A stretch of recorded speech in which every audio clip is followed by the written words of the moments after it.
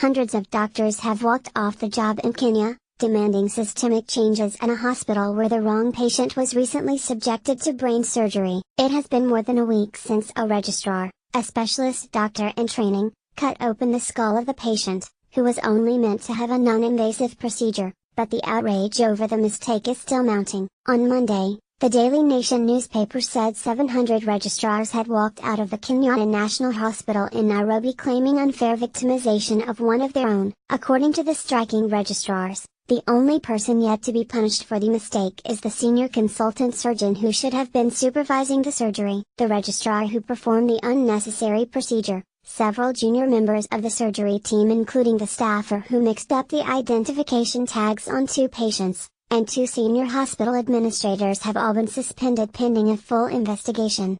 While our friend may have exhibited some procedural shortcomings, the surgery was done on the wrong patient mainly because of wrong patient labeling by the ward staff, the registrars wrote in a note obtained by The Nation. Both of the patients involved in the mix-up were okay, with the one whose skull was opened for no reason recovering well, according to the hospital. That has done little to quiet outrage by Kenyans, who have taken to social media to lambaste one of the nation's leading healthcare facilities, which again finds itself on the defense against serious allegations. Kenyan women and men protest on January 23, 2018 against rape allegations at the flagship Kenyatta National Hospital, KNH, in Nairobi. As CBS News partner network BBC News reports, the potentially dangerous mix-up came less than 2 months after Kenya's health minister ordered an investigation into claims that mothers were sexually assaulted on the maternity ward Kenyatta National. The head of Kenya's medical regulator told BBC News last week that the brain surgery mix-up is the first of its kind in the East African nation.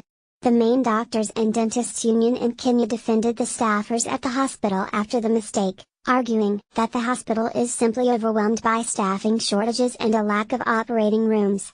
You find one doctor could be doing 10 to 19 operations in a day. Uma Olaga, CEO of the Kenya Medical Practitioners, Pharmacists and Dentists Union, told the Reuters news agency.